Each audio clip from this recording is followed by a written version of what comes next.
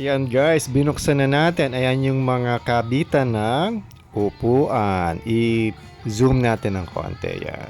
Binuksan na natin para sana ilagay yung GV bracket, yung bracket ng top box. Akala natin sobrang bilis lang ibalik. Hindi pala. So naging 3 minutes yung video. May mga fast forward pa pero okay lang. Ito yung mga mounts, holders or slots para isushoot mo yung upuan and then konti lang yung tornilyo. Yan. So supposedly parang ganyan. So dapat ishoot dyan pa ilalim. Heads up lang guys, hindi siya ganun kadaling ibalik. Yan. So dito rin sa baba pa ilalim. So makikita natin na kailangan siyang i-press bago siya ipasok. So alam na this, mahirap siyang ipashoot sa simula.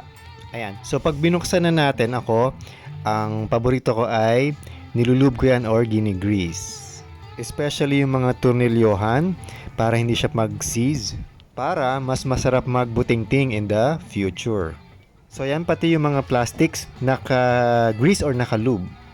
Ayan. So try na natin siyang ipashoot or ilagay. Ayan. Mukhang madali lang pero hindi. Ang akala ko nga ay shorts lang to, naging 1 minute, 2 minute at 3 minute video and more. Nakaano pa yan nakapinutulan pa natin yan. So yan, hindi pa rin natin ma-shoot. Naka fast forward na yata.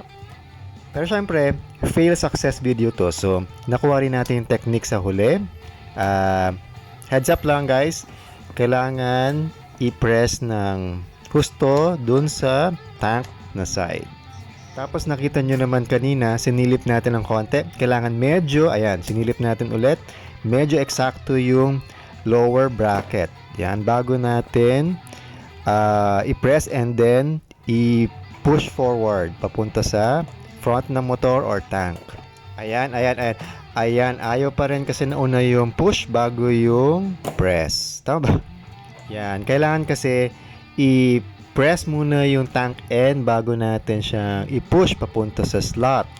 So ito na yata yung final. Sorry, nakalimutan ko na sa dami ng attempt. Ito na yata.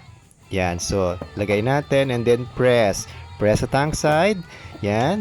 And then push. Yun. Yun guys. Ayan, sa wakas, nalagay din natin ng maayos. Yan, dapat talaga yung buong reassembly isang video lang sana. Rear fender, seat, and then yung side plastics. Yan, kaya lang mahaba na. So seat video na lang to. Useful to kapag mag-check ng battery or magpapalit ng ng fuse. Yan. Yan. So for removal, yung mga magtatanggal ng seat ng Kyalex, mas madali siyang tanggalin. So ito yung bolts. Pakita lang natin na yung seat bolts ay mas malaki dun sa other bolts. Hindi ko pa nasukat pero siya yung mas malaki. Siya yung isusoli natin. Nilube na yata natin yung thread. So ipapasok na natin and ihigpitan na natin. Yan, syempre tama lang yung higpit kahit na bakal to. Tapos mas malumanay sa plastic parts.